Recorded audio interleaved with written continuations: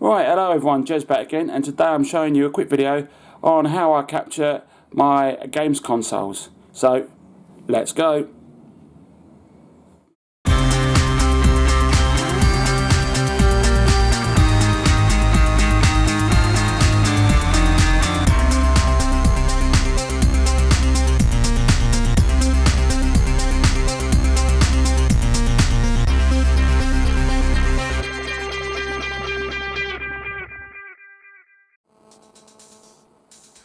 Right, the way I used to capture, well, try and capture my video games on the computer was using a EZ TV cap card, a USB device. I'll show you a picture on the screen, and that didn't really work.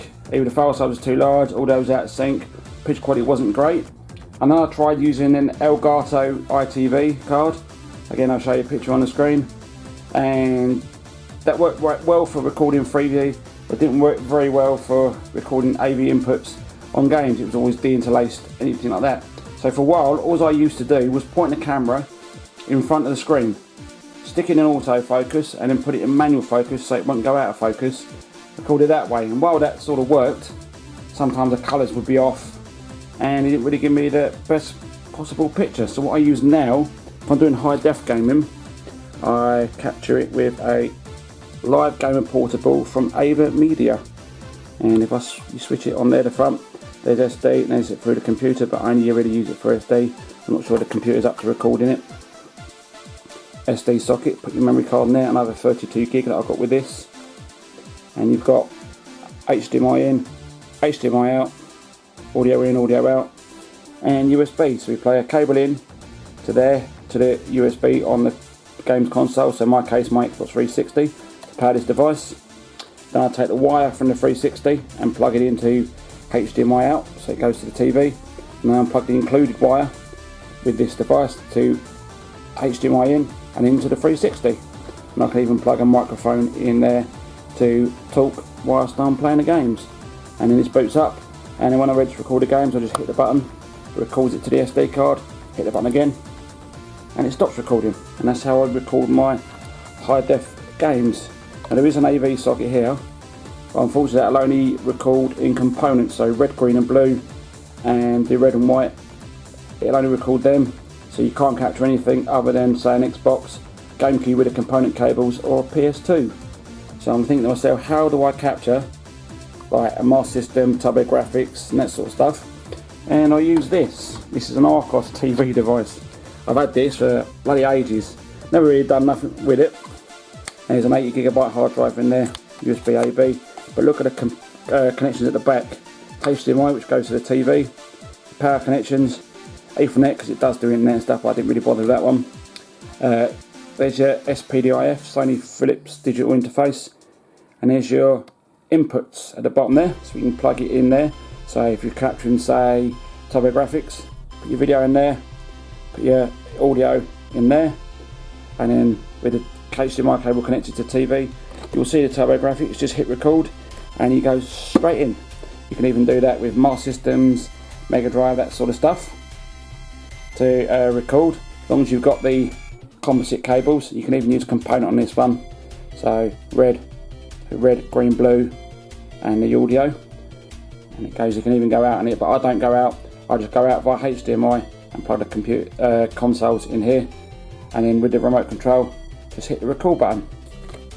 That's basically it. And then when you finish with it, stop the recording, plug it in the computer via the cable. Computer then picks it up as an extra drive, and then you can then rip the video off and edit it, do what you want to it, and then put it up on your YouTube channel. But if I want to capture devices, older devices, I've got no AV connections, just like, I don't know, RF, then I use a VCR. So the back of this one, this is an old VCR. I've had this about 15 years. Stop that rolling off. I had it about 15 years, this VCR. It's fallen off anyway. Right, I had it about 15 years, and I can plug a cable in there where it says antenna in. I can plug the RF from the console in there and go out via the SCART to the Arcos device. The only downside of using this is I want to add audio, I have to add the audio separately, and for that I use this. This is a blue, what is it? Snowball blue microphones, Snowball Ice. I'm plugging it in via USB. I can record on Audacity to get the audio coming out. The only problem is it's a bit of a pain in the backside when editing the videos to get the audio in sync with the video. And for editing, I'm using my trusty 2007 model MacBook with iMovie. That's all I'm using. I actually just plug the camera in, import the video, edit it what I want to do to it, and export it. But exporting on a 2007 model Mac can take its time, so I use this to export it. And this is a Elgato Turbo T64 HD, and with that plugged in, something that would take about an hour and a half to export on iMovie takes about 35 minutes. It can go down to about 15 depending on the size of the video, and also reduces the video size. Now if I'm recording say through the Archos drive, I think it comes out as AVI. If it comes out as AVI, then I use the software for this to convert it to MPEG-4 to get it into iMovie, and then use iMovie, do my editing, and export it as a file, and then get it up online.